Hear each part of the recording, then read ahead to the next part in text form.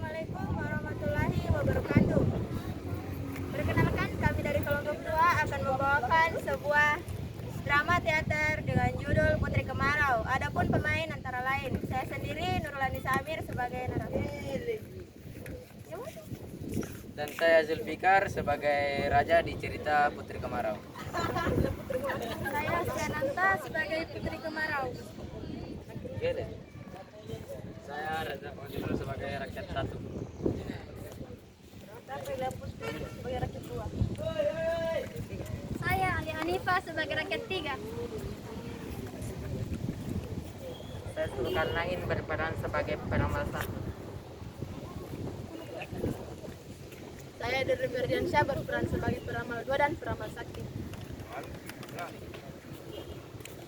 Saya Muhammad Sahril peran sebagai pengawal.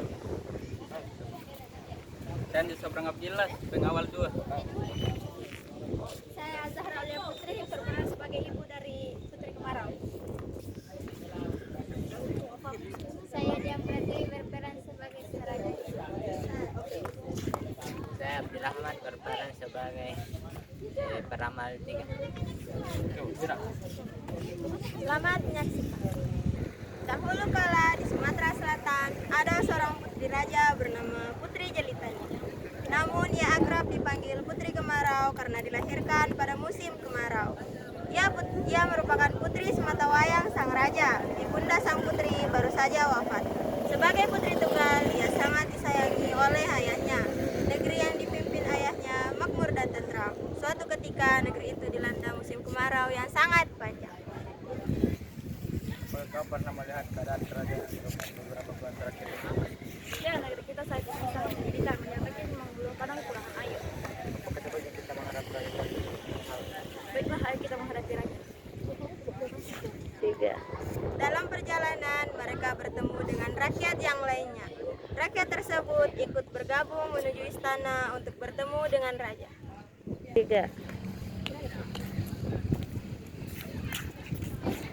Hei, kalian mau kemana? Kami mau menghadap raja. Ada masalah apa? Kami ingin meminta raja. Ya, sawahku juga sudah sangat kering akibat kemarau berkepanjangan ini.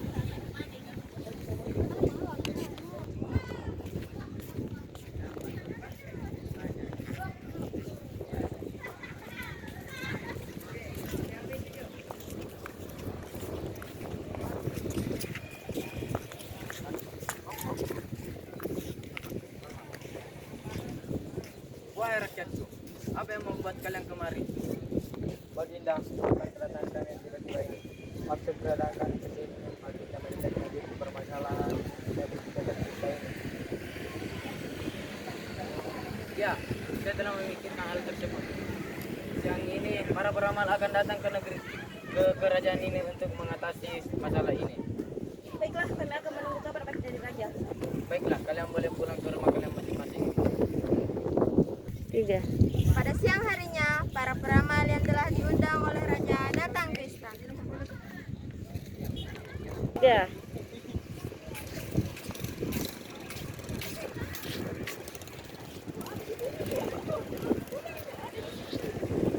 Ada apa Baginda mengundang kami kemari?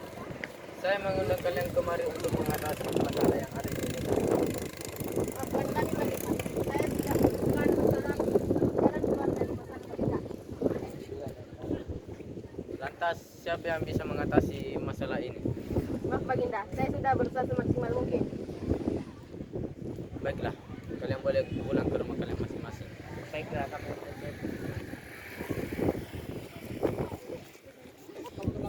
ulangi tadi. Para peramal pergi meninggalkan kerajaan. Sementara itu, raja dan pengawal berkumpul di ruang pertemuan.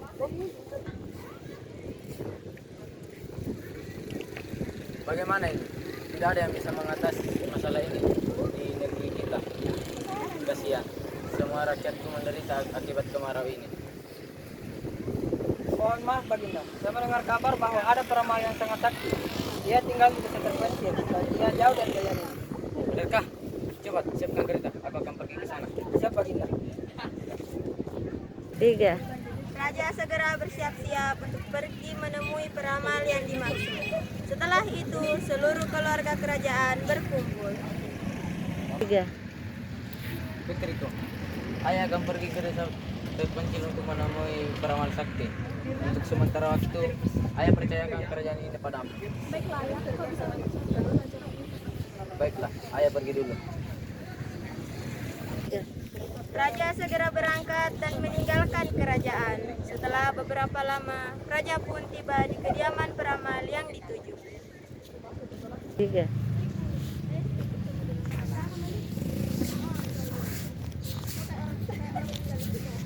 Ada apa Baginda jauh datang ke rumah saya? Silahkan masuk ke rumah saya yang sederhana ini.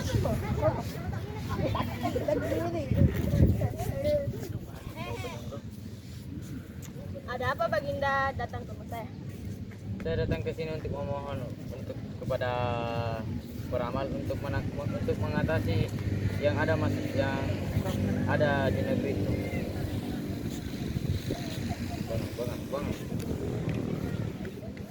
Jalan keluar dari masalah kerajaan Baginda akan muncul pada mimpi putri Baginda. Baiklah, saya akan membicarakan ini kepada putriku. Baiklah Baginda.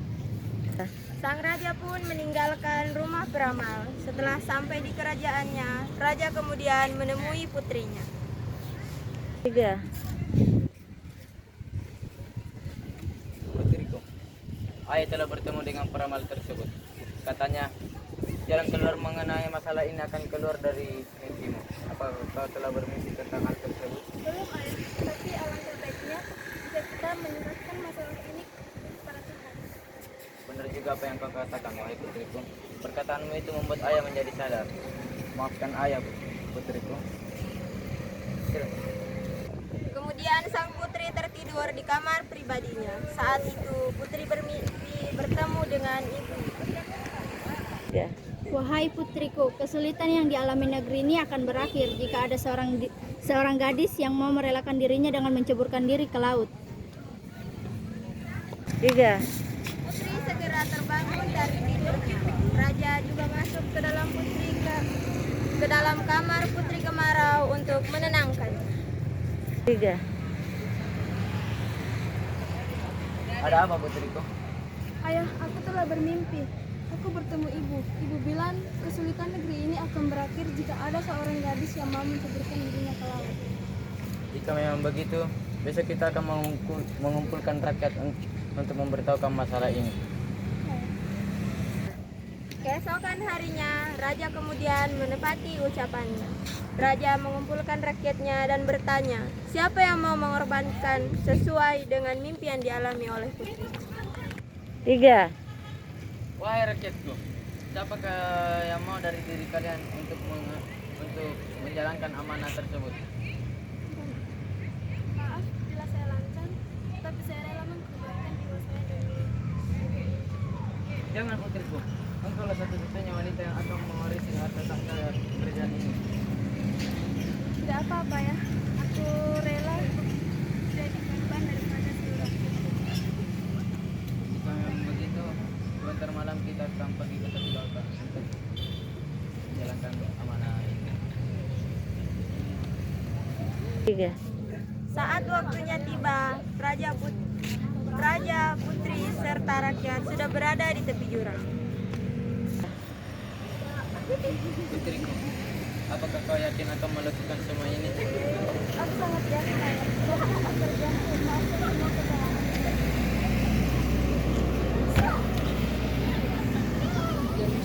3. Baiklah, rakyatku. Mari kita pulang ke rumah kita masing-masing. Sang putri pun terjun ke laut. Setelah sang putri sudah tak terlihat lagi, raja dan rakyatnya pun kembali ke istana. 3. Setibanya di istana, raja tidur dalam kamarnya. Tiba-tiba raja mendengar bisikan gaib yang menyuruhnya untuk kembali ke tepi jurang untuk menemui putri. Segeralah kembali ke tebing di dekat laut dan temuilah putrimu di sana. 3. Raja terbangun dan kemudian mengumpulkan rakyatnya dan kembali ke tepi dekat laut. Wahai rakyatku, mari kita kembali ke tebing. Ada sesuatu yang mengatakan bahwa aku harus kembali ke tebing untuk menemui putriku.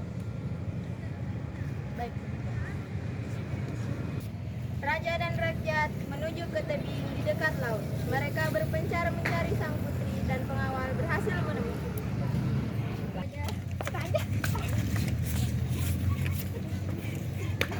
Itu putriku. Tuhan, terima kasih telah menyelamatkan putriku. Kawan, cepat bawa putriku kemari. Bangkon. Bangkon. Itu putriku. Tuhan, terima kasih telah menyelamatkan putriku. Pengawal, cepat bawa putriku kemari.